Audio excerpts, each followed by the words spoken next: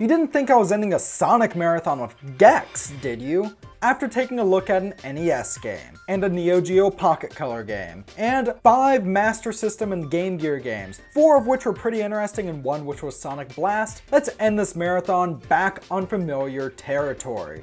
Fan-made Sonic content. But for the first time ever on this channel, we aren't looking at a Sonic ROM hack, we're looking at a fan-made Sonic game built from the ground up for the PC. Oh hey there! This is Sonic Time Twisted, a Sonic fan-made game that had been in development by a ragtag group of fans all the way from 2005 up until 2017. That's right folks, 12 whole years. Oh, that's some Duke Nukem style development hell. But regardless, G here is the biggest Sonic fan I know. So who better to come along with me as we end this Sonic marathon? So today on Stuff We Play, we're going to decide if Sonic Time Twisted is worth your time or if you're better playing some Sonic dress-up games on DeviantArt. I'm G, and welcome to Stuff We Play, that show where a bearded guy talks about video games on the internet. And if that's not the most original thing you've ever heard, why not subscribe? Today we're taking a look at Sonic Time Twisted for the PC, a fan game that, as I previously mentioned, I didn't find out about until G told me about it. I found out about this game because when I shared my first Sonic collection video on Twitter, I got a follow from the Overbound Games Twitter account. I had no idea who they were, but when I checked out their account and I found out that they had developed their own Sonic game from the ground up, I had to check it out. Now let's get into the story. Sonic Time Twisted, though intended as a sequel of sorts to Sonic 3 and Knuckles, takes many of its cues and its almost non-existent story from Sonic CD. Apparently at the end of Sonic 3 and Knuckles, Eggman was killed by a combination of the Death Head exploding and suffocating in the cold reaches of space. We should mention none of this affected Sonic, who still fell thousands of feet in freefall after changing out of his super form and then landed on an airplane. Somehow in the meantime, Metal Sonic went into hiding to repair himself on Little Planet, and as far as I can gather, he had been slowly upgrading himself since the events of Sonic CD. He then comes back to torment Sonic and company, taking control of what remains of Eggman's forces,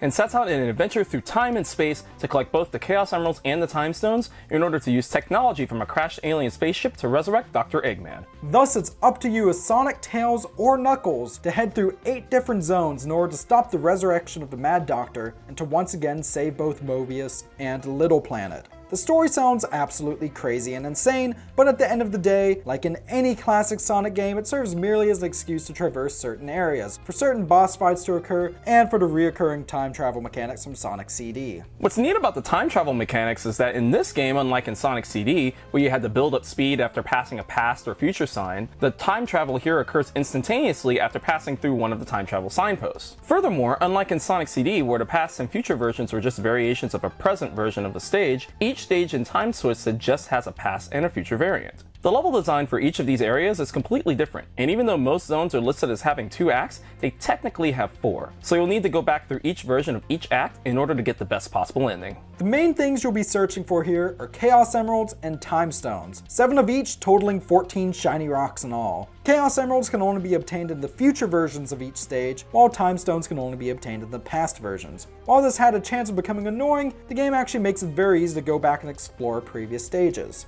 Like in Sonic 3 and Sonic Mania, a save feature is present here which allows you to go back to zones that you've completed. However, unlike in those games, you do not have to beat the game to go back to earlier levels. You're also given the option to start at either the past or future versions of each stage upon selecting it from the save screen, which makes it much easier to go back and find what you may have missed in each stage. And that's good, because you need all 14 shiny rocks to get the Supersonic exclusive boss fight and the good ending. To get these, you find giant rings scattered through each stage, once again a la Sonic 3. And you need all 14 rocks for the good ending, not just Chaos Emeralds or Time Stones. All 14 or you get the bad ending, which by the way always crashed the game for me. This is the only real major bug I encountered, but every single time I completed the game without collecting all the stones, the game would crash as soon as the credits began to roll. Is this a common problem? You know, to be honest, I haven't gotten the good ending of the game yet, so I'll keep my eyes out for that bug. So far, it's been smooth sailing for me. Special stages here are pretty neat too. Kind of remind me of the UFO chase special stages in Sonic Mania, except here you're racing Metal Sonic. It's kind of a nice touch that in its Time Stone special stages,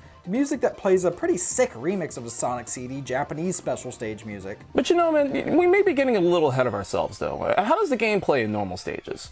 pretty nice actually. Sonic, Tails, and Knuckles all retain their abilities from Sonic 3 and Knuckles. Sonic is the fastest, Natch, and can use an insta-shield by double tapping the jump button, Tails can fly, and Knuckles can glide and climb walls. Also, like in Sonic 3 and Knuckles, Knuckles has a shorter jump than Sonic and Tails. This isn't an issue usually, but in some stages and especially in some bosses, particularly the final boss fight, this really puts Knuckles at a disadvantage. Some of these moments are so annoying that I can definitely call Knuckles the hard mode here. Not to say that the game is too terribly difficult by Sonic standards. The stages mostly have that Genesis era feel, though some tricks and effects are done here that definitely couldn't be done on Genesis hardware. What also aids in the adventure are the return of elemental shields from Sonic 3, and even 3 new shields: the Wind Shield, the Ice Shield, and the Rock Shield. And all of them are great. Well, except for the Rock Shield. That one kind of blows. That's funny, you'd think the windshield would really blow. One thing I can really give this game credit for is originality. The levels here, along with all being well designed unless you're Knuckles, have some really original themes. For example, the first zone here, instead of being Green Hill version whatever, is Attraction Attack Zone, an amusement park with kind of a dystopian theme in the future, but that's still under construction in the past version of the stage. And all these stages look great too. This game contains a ton of background elements and small details that really bring the world to life, whether it be robotic pirate ships sailing in the background of Tidal Tube Zone, planets looming in the drifting Dynamo Zone, or even Knuckles pulling out his hat from the Sonic OVA on occasion. Is it just me, or does that sprite look a little janky? Which reminds me, this game has some really cool animated cutscenes. Of course, they aren't as clean and fluid as, say, anything from Sonic Mania or Sonic Mania Adventures, but they get the job done. They're still quite impressive for a fan-made project. But what's also to be noted here is the soundtrack. After playing the game for the first time, I immediately downloaded Hinshi's soundtrack to the game from their website. Overall, it might not be as catchy as some of the more iconic Genesis tunes, like my particular favorite, Chemical Plant Zone from Sonic 2. It is masterfully done, and in my opinion, really could pass off as an official soundtrack for one of Sega's Sonic games. I think the soundtrack overall is pretty good. Personally, not as good as Sonic CD Japan or Sonic Mania, but it's still great stuff, and if you like what you've been hearing in the background here, it was released as a free album called Dueling Ages. It's good, not even by the standards of fan game albums, just in general, it's a good soundtrack. The pieces here not only set the tone for each part of the game well, but many of them are still stuck in my head after putting down my controller and turning off my crappy netbook. Also, I should mention, I don't actually own a gaming PC, and there's no version of this game for Mac, so I had to record this on a netbook. This thing is so underpowered it couldn't even run Cuphead, but it ran this just fine, so that's just another point in this game's favor. Overall, Sonic Time Twisted is definitely worth a shot. It's just so refreshing to see a group of people create such a fun and unique take on Sonic. Between the fantastic level design, great graphics, fun boss battles, excellent music, and plenty of replayability, there's a lot of reason to seek this game out. I had a blast playing it, and I can't wait to see what Overbound comes up with next. I would absolutely agree with you there. As this is a fan game, it's absolutely free to download and play. If you're wondering where to find it, I found it on the Sonic Retro Wiki, and I think that may be your best bet. Though I'm not sure if the version there is the absolute latest release or not, as there were some occasional bugs in this version. Overall though, Sonic Time Twisted, much like Sonic Megamix, Metal Sonic Hyperdrive and Metal Sonic Rebooted, and even Sonic Mania, is proof of what happens when a talented group of fans come together to pay homage to one of their favorite series. This one comes highly recommended by me, and I think is a great way to end off the Summer Sonic Marathon. I thought this was a Sonic 8-bit-a-thon. You know, I really never could decide on a name for this marathon. I guess just the summer of stuff we play Sonic Marathon. But regardless, thank you so much for coming along with this, G. I really could not have done this without you. Hey man, it's my pleasure. And if any of you out there watching are big fans of Sega, Sonic, or really retro gaming in the modern age, hey, you can come join me on my channel here on YouTube at G to the Next Level. And you can talk to me on Twitter, Facebook, and Instagram there as well. You should definitely go subscribe to him. He has some of the best content I've seen on YouTube, and he has a complete Sega Genesis collection, which is crazy and awesome. But regardless, I may be beginning to ramble on just a bit.